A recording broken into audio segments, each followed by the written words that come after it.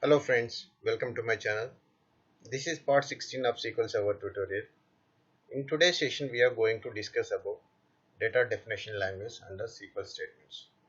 Before continuing with this session, I would request you all please subscribe to my channel and click on bell icon for notification alerts.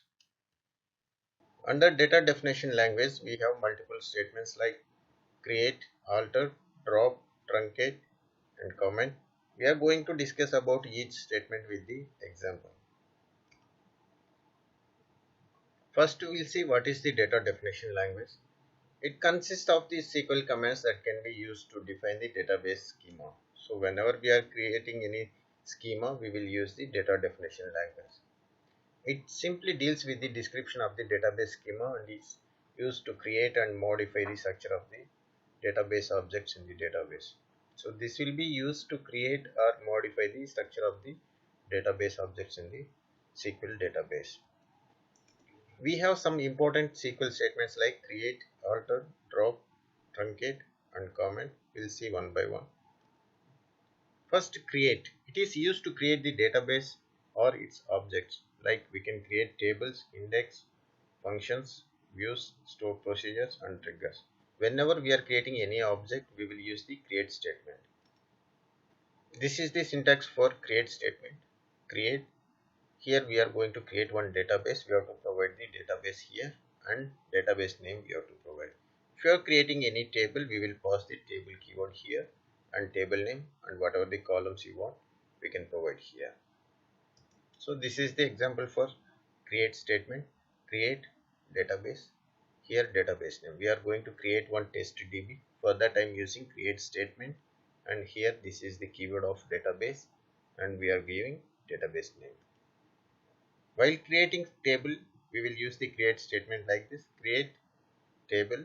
Here we have to provide the table name and we are going to provide column names with the data types. For demo purpose, I am using Microsoft SQL Server 2012 and I am going to use Windows authentication. If you want, you can use the SQL Server authentication by providing login ID and password. I am going to use Windows authentication. Click on connect. It has been connected to my database. First, we will create one database. For that, click on new query. Create is the statement. I want to create database. So here we have to provide the database name. This is my database name, testdb. Click on execute. You can check it in the Explorer. So our database has been created here. So like this you can use the create statement. We will create one more table here under testdb.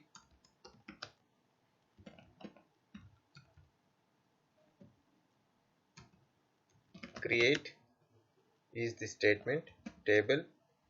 We are going to create one table. Here we have to provide the table name. I am giving table name as test table and here I have to provide column names. I am giving as column name ID and integer. This is the data type. Click on execute. Our table is created. You can expand the database, refresh it here. Under tables, our table has been created. Like this, by using create statement, we can create database and we can create table, store procedures, triggers, index. So based on our requirement, we will use the create statement.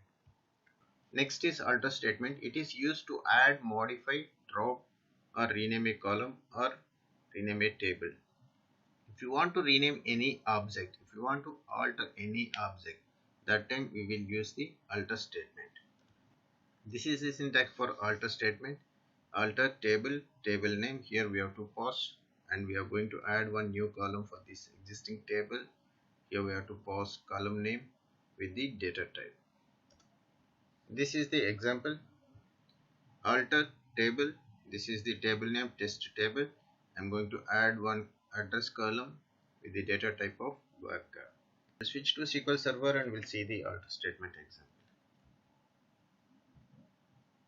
We have the table called test table where it contains one column with the ID.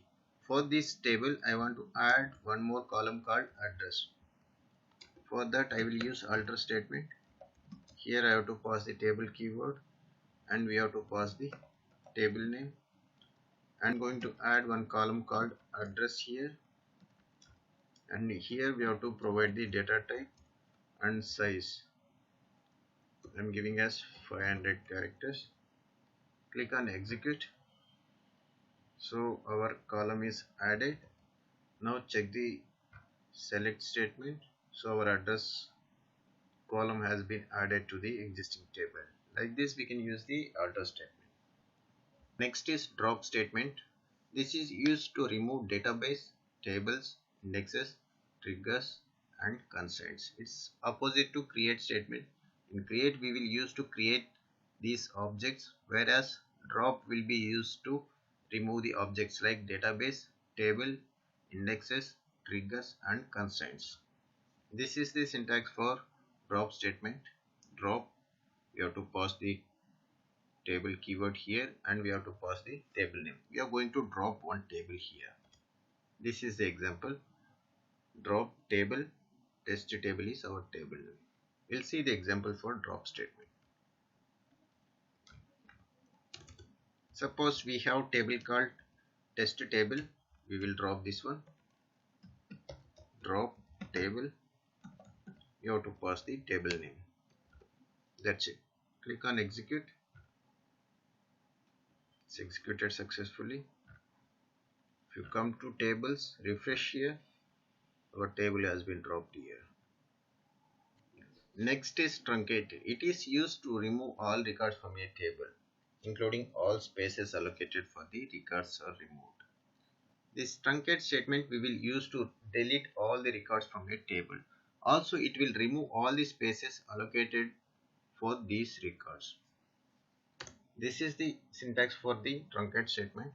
Truncate table. We are going to pass table name here. This is the example. Truncate table, we have to pass the table name. We'll see the example for truncate statement. First we'll insert some records into this table.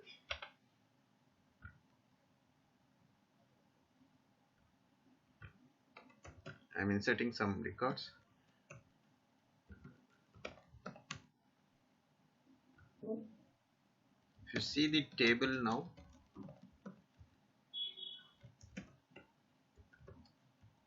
we have two records here. Now we will use the truncate statement.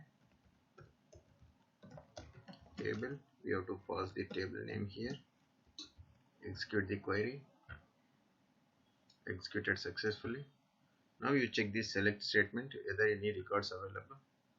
So it's all are truncated from this query. Like this we can use the truncate statement. Next statement is comment. It is used to add comments to the data dictionary. Whenever you want to add any comments to your SQL queries, we will use the comment. We have different types of comments here, that is single line comments, multi-line comments and inline comment. We'll see one by one. Single line comments. Comments starting and ending in a single line are considered as single line comments. Single line comments we can't use more than a line. Line starting with hyphen, it is double hyphen is a comment and will not be executed. Line starting with double hyphen is a comment and will not be executed. Whenever we use double hyphen, it will not be executed. SQL Server will treat this as a single line comment and it will not be executed. This is the syntax for single line comment. Whenever you want to use the single line comment, you have to use the hyphen 2 times, that is double hyphen, and then you can start the single line comment. This is the example for single line comment. We'll see the example in SQL Server.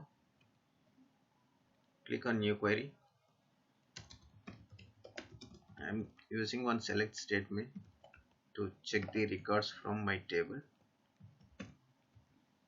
This is my table where it contains ID and address. For this I want to add single line comment.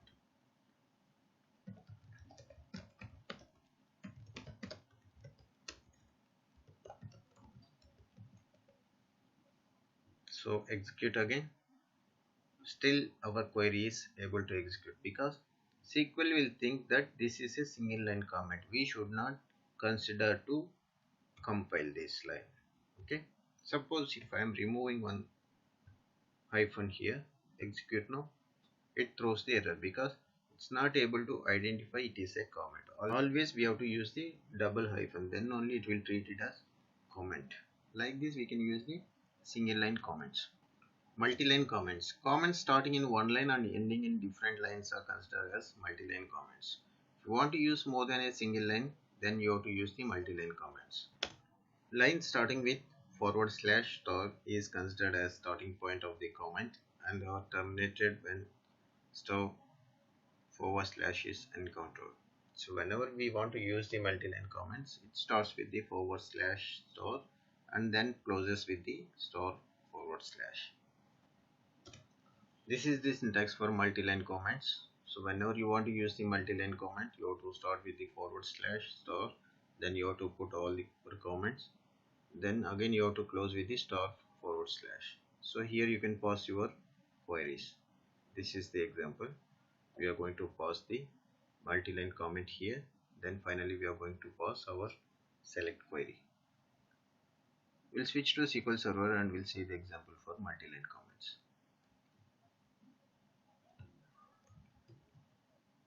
So this is our query. Here we want to add the multi-line comment. For that I am using forward slash star and again I am closing with the here we can pass multiple comments. Suppose I am creating like this and I want to pass some data here.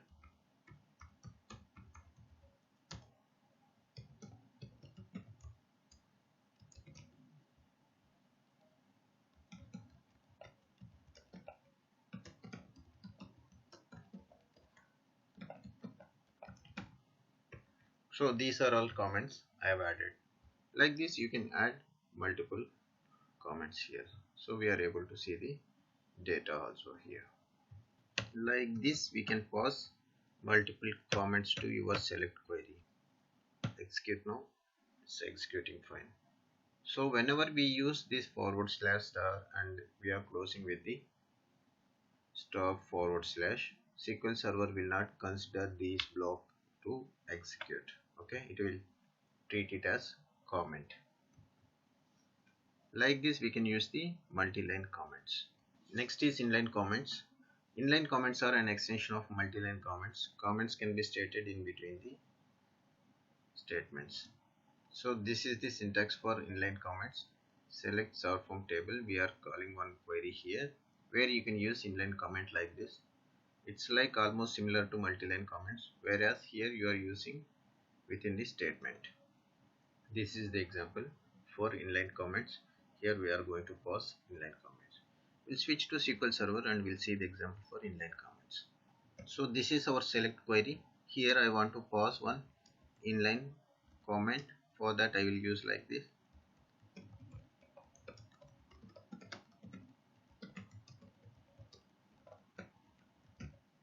So this is the inline comment. Try to execute this. It's executing fine and these blocks are not considered as it's a query. Okay, like this we can use inline comments in SQL Server.